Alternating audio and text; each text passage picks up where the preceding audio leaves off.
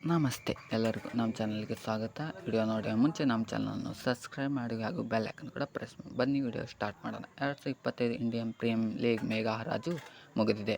ಹರಾಜಿನ ಜಿದ್ದಾಬಿದ್ದಿ ಎಲ್ಲ IPL ತಂಡಗಳು ಒಟ್ಟು 182 ಆಟಗಾರರ ಬರೋಬ್ಬರಿ 640 ಕೋಟಿ ಸುರಿದಿವೆ ತಾನೇ ಹೇಳ್ಬೋದು.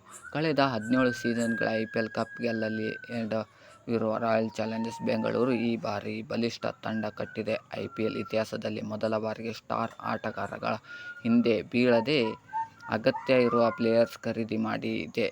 ಈ ಮೂಲಕ ಮುಂದಿನ ಸೀಸನ್ಗೆ ಬಲಿಷ್ಠ ತಂಡ ಕಟ್ಟಿದೆ. ಈ ಬಗ್ಗೆ ಈ ಟೀಮ್ ಇಂಡಿಯಾ ದಿಗ್ಗಜ ಸುನಿಲ್ ಗವಾಸ್ಕರ್ ಒಂದು ಮಾತು ಹೇಳಿದ್ದಾರೆ.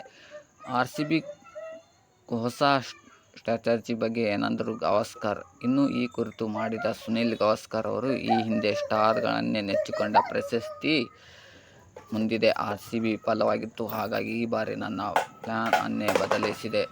ಆರ್ಟ್ರೆಸ್ ಆಗಿ ವರ್ತಿಸಿದ್ದು ಬರೋಬ್ಬರಿ 77 ಲಕ್ಷ ಜನತೆ 2 RTM ಉಳಿಸಿಕೊಂಡು ಸಯಾದಿಂದ ಹರಾಜು ಮುಕ್ತಾಯಗೊಳಿಸಿದೆ ಎಂದು ಮೊಹಮ್ಮದ್ ಸಿರಾಜ್, ಗ್ಲೆನ್ ಮ್ಯಾಕ್ಸ್ವೆಲ್ ಮತ್ತು ವಿಲ್ ಜಾಕ್ಸ್ ರವರು RCB ಪಡೆಯಲಿಲ್ಲ ಎಂದು ಸಾಕಷ್ಟು ಟೀಕೆಗಳು ಕೇಳಿಬಂದಿದೆ. RCB ಹರಾಜಿನಲ್ಲಿ ಅದ್ಭುತ ಪ್ರದರ್ಶನ ನೀಡಿದೆ. ತಂಡ ಸಮತೋಲನದ ಅಗತ್ಯವಿರೋ ಕೆಲಸ ಮಾಡಿದೆ ಅಂತಲೇ ಹೇಳ್ಬೋದು. ಹಲವು ಫ್ರಾಂಚೈಸಿಗಳಿಗೂ ಬಿಟ್ಟು ದುಡ್ಡು ಸುರಿದಿದೆ. ಸಾಕಷ್ಟು ಹಣವಿದ್ದರೂ RCB ತಾಳ್ಮೆ ವಹಿಸಿ ತಂಡವನ್ನು ಅಗತ್ಯವಿರುವ ಹಾಗೆ ಕಟ್ಟಿದೆ ಅಂತಲೇ ಹೇಳಬಹುದು. ಬೇಕಾದ ಆಟಗಾರರನ್ನು ಮಾತ್ರ ಖರೀದಿಸಿತು ಎಂದು ಹೇಳಬಹುದು. ವಿಡಿಯೋ ನೋಡಿದ್ದಕ್ಕಾಗಿ ಧನ್ಯವಾದಗಳು.